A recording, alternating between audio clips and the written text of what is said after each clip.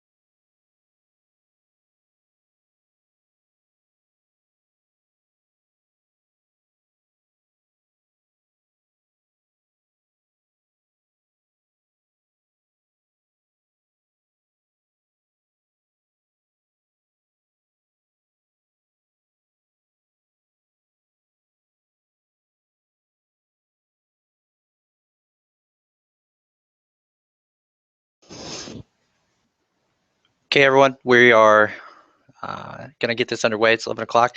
We appreciate everyone that's able to attend. We are beginning to broadcast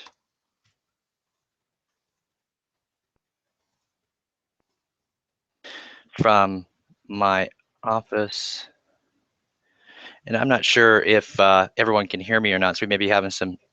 Okay, we can't hear, so I apologize for that. So we're going to go ahead and get this underway. I appreciate your time.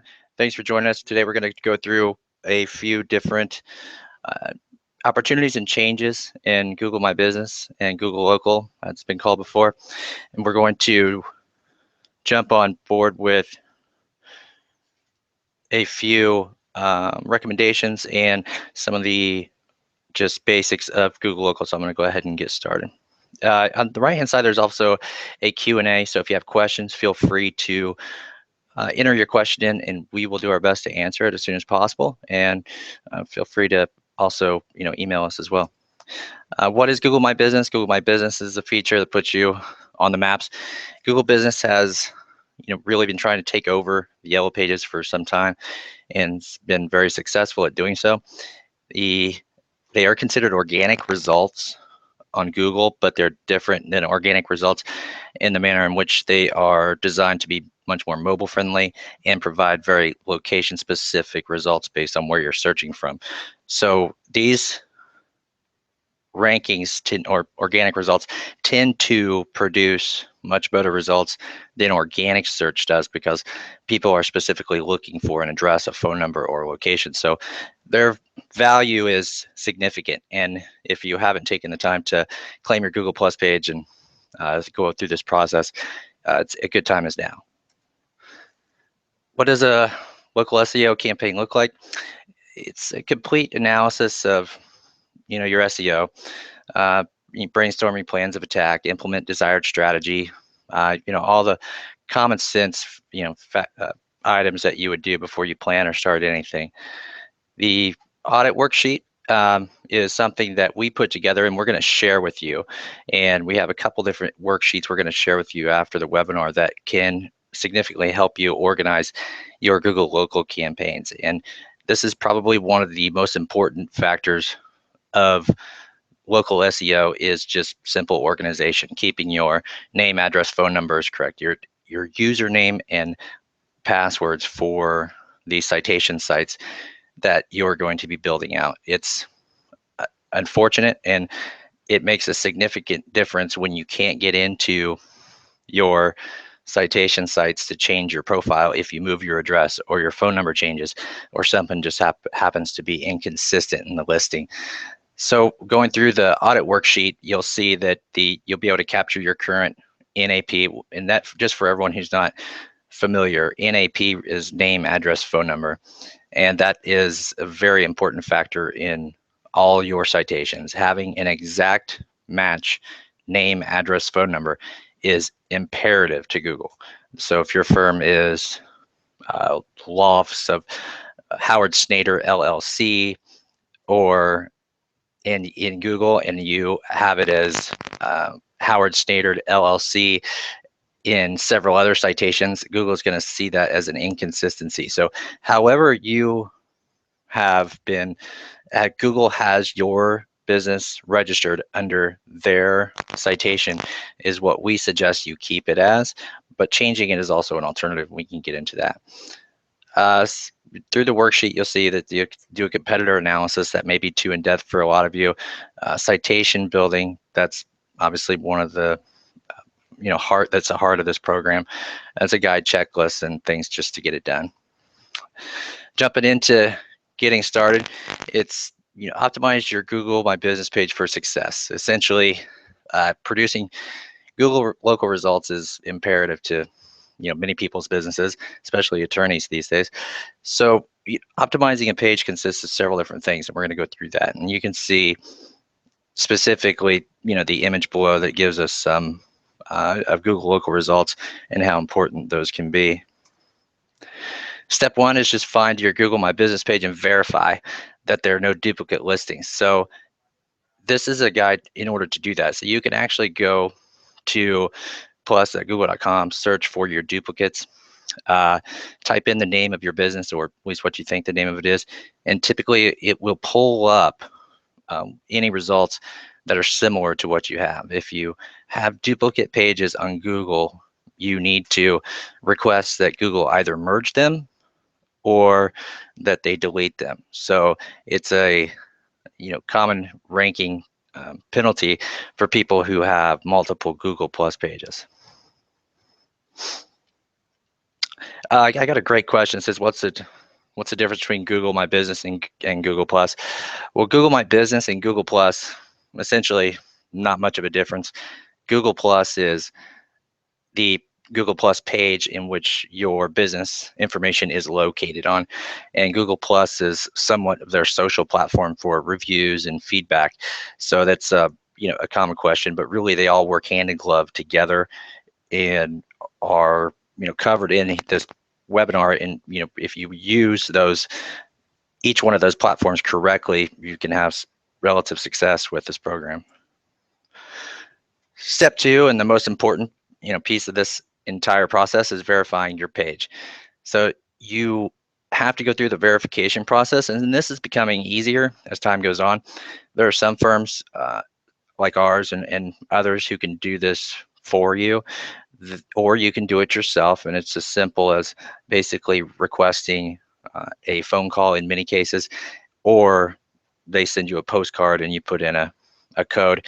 That's becoming less relevant as time goes on, just due to people aren't getting the postcards and they're being thrown away. So it seems to be a big waste of time for Google. So they're trying to find easier ways to get the verification process taken care of. But having a business that's not verified on Google is detrimental to the success of your local campaign. So you want to attach your Google My Business page to your domain, and this is important because you want to get rid of the Gmail account and you want to attach it to the website domain. Google looks for consistency, and this is something that not a lot of people do. They look for consistency across the naming convention of your business, your email address, your website, and several other factors. So just using your Gmail account, if you have a website and you don't happen to have a domain URL at the end of your email address, I highly recommend that you have your tech person add an email account for that specific domain so you can add that to your Google Plus page. We have a question from Twitter. It says, I have multiple office locations. Do I need separate Google accounts for each? It's a good question. You don't need separate Google accounts, but you do need separate Google pages. So if you have multiple office locations, you want to claim each page for each business. And if Google hasn't got them listed, there's an area where you can actually submit another business listing for them. But typically, in this day and age, they've found you, and you should be good. If you're doing a virtual office or a regent office, it may be a different scenario, so you may have to go through the process of submitting that information. Step 4, use the correct business name. Again, this refers back to something I was talking about a few minutes ago. It's amazing how many firms have inconsistent business names, and they're all great examples here on this slide that give you an idea of how messy it can get. And it's really very difficult for me or the end user or Google to really differentiate between what firm is what. So it is very important for you to use the exact match name of your firm across every citation. Use the correct address. Again, this comes down to consistency, and it may seem somewhat misleading as to using the correct address, but you want to make sure if you are abbreviating street ST that you do that across all of your citations, and you don't have a citation that basically says street or boulevard. The inconsistencies in the listings create problems in the indexing and relevancy. Use the correct phone number. Tracking numbers are very detrimental to Google Local, and we have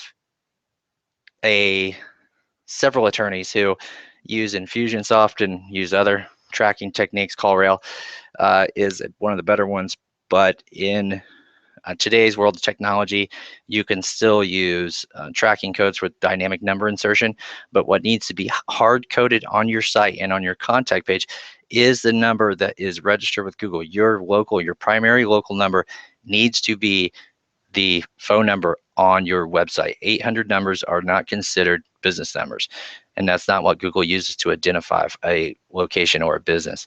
So having your actual mainline phone number on your website that is being on the contact us page is extremely important. And just to touch on one other question we said, from Twitter, says, how do I fix inaccurate information on directories? Essentially, fixing, and we'll go through some of that in a few minutes, but fixing the inaccurate information is as simple as running a report through a tool like BrightLocal, and you can get a citation list or data on what is inconsistent and what is not, and you can go straight to that citation and try to correct it. Sometimes you have to create an account, and we can go into that in more detail. Use the correct website URL. People who have multiple URLs or multiple websites, this creates a challenge. So you want to basically pick your primary firm website, and I usually suggest that you use the website that is the eldest, that has the longest domain history, or has been around longest essentially, and you attach that to your Google Plus profiles. If you have multiple locations, this is very important. You do not want to use multiple websites on multiple firm location pages. It's very important that you use consistent website across the board. That's a unique identifier for Google Local, and something they factor in. A list of correct categories in your law firm. This is something that should seem fairly straightforward, but for most it's not. Again, this is tricky because it's very hard for one firm to be many things to Google. So if you're a personal injury firm who does DUI, bankruptcy, and family law, it's going to be very hard for you to rank for all 3 or 4 of those. So you really have to pick and choose what you focus on here, and try to narrow down to one or 2 specific practice areas is what we recommend, and try to focus on those and see how that works for you. It's nearly impossible to be all things to Google especially in one profile. Step 9, it lists the correct hours of operations. It's important. Google likes to have complete profiles, which means they want to see 100% of the profile filled out. They want hours of operation, payment types, images, videos, descriptions, and well-written descriptions. And they really just want the full accurate information. And this can pay off and for several different in several different ways. First of all, the more information you provide them, the more they provide to the end user, which is important. So they look for accurate, thorough information across the board. So it may seem not as important as other things, but it still can be very helpful. Step 10 is create an introduction for your law firm. This may be one of the most important aspects of, once you have claimed your page and once you get people to your page. A well-written introduction to your firm it's index content according to Google, and they do value well-written content that gives them the idea of exactly what your firm focuses on. So it's important that you do your best to write a unique description of your business, and include proper links to corresponding pages. It's very rarely done, but very effective. Again, last step is make sure, one of the last steps is make sure your profile is 100% complete. I can't tell you how many people actually go through the process of spend, several hours doing this and they don't complete their profile. If you don't have videos, if you don't have images or photos and other things, do your best to find some that'll work for you, or, develop some, because it makes a big difference in your profile. So if you have a question that you want to, or an idea for a video or photos that you want to upload, I would, start that process, because it can make a big difference in your citations. I have a question. Basically, it says, for the description, can I use language on my About Us section from my website? No, you do not want to use duplicate content from your website on your Google Plus page. You want to write unique content. I can't stress that enough. You do not want to cut and paste content from your About Us page and put it on your Google local page. That's a no-no. Step 12 is correctly upload and identify your photos. 3 crucial images. I mean, you need to ensure that your listing appears in the search results for, profile photo, logo, image, and cover photo. And these are important because if you've looked at Google local results lately, they pull up images, and you want your firm to be accurately represented visually with the right images. And this is very important when you go to upload these images into your profile when you're going through the process.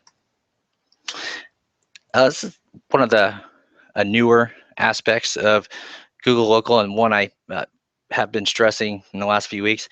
It's the virtual tour and the trusted photographer for a virtual tour. Essentially, Google has published that it increases your organic SEO rankings by about 19 to 24%, and it makes a significant difference. And for those of you who are not familiar with a virtual tour, essentially, if it allows you to you walk through the office virtually on your Google Plus page, and understand exactly what the office building looks like, or a gym, or a hotel, or whatever it may be. I don't want to give everyone the impression that your prospective clients are going to be using this on a regular basis. We only suggest it and strongly suggest it to increase your local rankings, because it does make a significant difference. Include 4 hours actually on your website. Oh, I'm sorry. So this is if it seems redundant, it's not. So set for including your law firm hours on your website. This is something that we do not see a lot of. So including the law firm hours on your website and in your Google Plus page it creates a strong correlation for Google that they can then publish for smartphone results. So essentially, you very rarely see on a law firm's website, open Monday through Friday, or Saturday and Sunday, or whatever your deal may be. But they correlate that to the data in your Google Plus page, and then they can generate that information back to people doing mobile search. So probably a smaller item that is less focused on, and deserves a little less attention, but still something that's fairly important. Step 15 is feature customer reviews and testimonials on your website. Content's changing, and user-generated content is very important. Google actually doesn't give the 5-star rating for anyone or any star rating for anyone who has less than 5 reviews. So it's important to not only highlight and focus your reviews on your website, but also on your profiles. User-generated content is impacting rankings significantly, and from everything that we read, it's only going to get more important as time goes on. So user-generated content being reviews, feedback, comments, but primarily reviews and testimonials. So we highly recommend that you take the time to develop the testimonials and reviews from your current and past clients. We have questions. We don't have any online reviews. How can we get some? There's actually software, and we actually provide that service, and I know a lot of other firms that do too, that allows you to acquire reviews from your past clients through software that then mitigates the bad reviews from being posted on the web. And it's a very easy software to use. It's and very helpful, and certainly has proven to make a difference. And that's something we can send you more information about. If you're interested, let us know. We'll pass that information along and be happy to share that with you. Most people simply just email their customers or past clients and ask them to recommend them on Google or Yelp or Avo or whatever that may be. But the danger in that is you don't know if they're always going to give you a good review. So using a system that we've designed and we work with helps mitigate the bad reviews by funneling the information through you to these other sources. So it certainly can make a big difference, and we can send you more information if you're interested. The most important piece, and I'm sure it's probably old hat to many of you, but is be mobile friendly, responsive, adaptive. People, it's the different terms that you come out with these days. But if your website's not mobile friendly, if you haven't been impacted, you will be very shortly. So having a responsive site that is mobile friendly is imperative to all of these factors. It significantly impacts your local rankings if your site is not mobile responsive. And Google has published that, and it's been very clear on that. So if that's something that you're thinking about doing and haven't done, I strongly recommend it. Chapter 2, we're building citations, and this is a question we had earlier, so we're going to dive into this a little bit. It's building citations with authority. And what's a citation? Citation is a business listing similar to Avo, Yelp, hg.org, Yellow Pages, City Search, so on. And I give you the primary citation sources at the end of this, so just in case you were going to ask. But the debate is it really necessary? Absolutely. And without them, you will not rank. How many citations are needed for a quality citation profile? As many as possible. There's never enough. I mean, certainly there's a point where you're going to hit diminishing returns, but this is, the only source for Google to be able to tell, your relevance. And, citations are what they index and they use as a gauge. When is the right time to build citations? It's somewhat of a silly question, but now is the right time to do it. There's never a bad time to do it. Why build citations manually? And this is probably addressing something a little larger, which is the auto citation builders or Yext or these other platforms that claim to build out all of your profiles and do duplicate suppression for you. They do what they say they do. The challenge is if everyone could sign up for Yext and be at the top of Google Local, the world would be a wonderful place for everybody.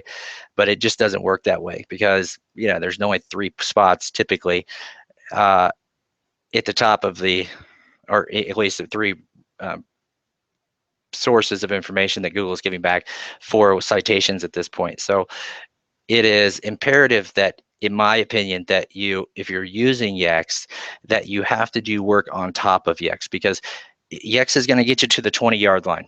And if you want to get to the 40, the 60, the 80, and then to the end zone, you're going to have to do the rest of your work on your own or hire someone to help you with it. And with Yext or these other programs, when you have to pay to play. When you don't pay, you lose it. So it's a challenge across the board and for several different factors, and I recommend that you do it yourself. I got a question that someone's asked: how much time do you recommend attorneys spend building citations? None. Hire someone to do it. It's a complete waste of your time. I mean, I know many. I don't know what you bill. I suppose it's over $200 an hour. It doesn't cost you that much to hire someone to build citations. It's just, the best thing you can do is manage it and keep it organized. But I would not recommend attorneys, spend much of their time building citations. It just doesn't merit it.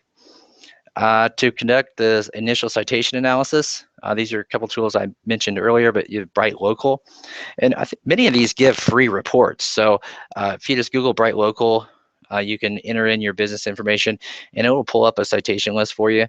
And it's a tool we use. We have a package with them that allows us to analyze firms' citations and gives us a better idea what we need to fix. MozLocal does something similar, WhiteSpark, and then Yext, of course. So there's several different tools that you can use to see where you're at with your citations. And I encourage you to run, if you have a competitor in your marketplace that you think is doing really well with this, run their citation report and then run yours. And it may open your eyes a little bit. So I think that, that's something that people rarely do. They usually just look at theirs, but I recommend you look at both or two or three others. Some of the top citation sites that I think a lot of attorneys overlook, their domain authority is high, and they provide great value. So I'm going to give you those in a few minutes, but I have another question that I think is a good question. It says, I've been using Yext. Is it worth the money? That's a tough question. It depends on what market you're in. It depends how well it's produced for you. In my opinion, no, it's not, because you have to continue to pay to keep your listings. And if you do the math over the course of time, you could have done it cheaper yourself. And you don't own your citations, essentially. They own them. So I, again, strongly recommend that if you have to use it in the short term, that's fine, but I don't recommend anyone do it. I think it's better if you pay someone to do this for you, do it right, keep track of it, and do this the old-fashioned way, which is the right way. There's really no quick wins to SEO. I can promise you that. No quick wins. There's no silver bullets. There's no magic solutions. It's just hard work, consistency, and time. The citations that provide high-level value, many of them are, let me jump back real quick, are probably obvious, but it's Yelp, HotFrog, Yellow Pages. Angie's List is very much overlooked, very commonly overlooked by attorneys. If you don't have an Angie's List profile, please do so. Bing, LinkedIn, YouTube, Superpages, Manta, and we're actually going to send you a list of about, I think, 65 or 70 other profiles with the links actually to those profile sites so you can build them out if you choose to. It's very important that you maintain consistency across these primary citation sources. These citation sources are trusted by Google and something they look to when they're trying to recommend your business. So I would highly recommend that take the time, build these out correctly, and make sure that you've done everything, the profiles to 100% completion. I have a question that says, what about 24 hours versus regular business hours if phones are answered 24 hours? I think that's misleading because you're not actually open 24 hours. You're actually open, 9 to 5 or whatever it may be. Just because you have an answering service doesn't mean you're a 24/7 business. So it may be misleading to the customer and Google at some point. Another good question I have is, do you recommend citation services such as Moz or WhiteSpark? I think that Moz and WhiteSpark can provide some valuable tools, but again, they're only going to get you a percentage of the way to where your end goal is, where you need to be. And if you are looking to establish a strong presence in the local market over a long period of time, do this the right way. Build them out manually, build them out completely, and and you'll be much happier in the long run. So it's then you're not dependent upon a software package to keep up with the algorithm updates, with the consistencies of changes in the profiles. There's just so many different things that can happen that we don't recommend that you use a service. Well, we appreciate your time. Hopefully, we just hit, I think, the 30-minute mark, so that's great. If you have questions, feel free to email me or call anytime, and be happy to do so. And my information is on the sheet there. Reach out and be happy to answer any questions and see what we can do. I have a couple more questions. It says, will Google Local help me rank for certain keywords?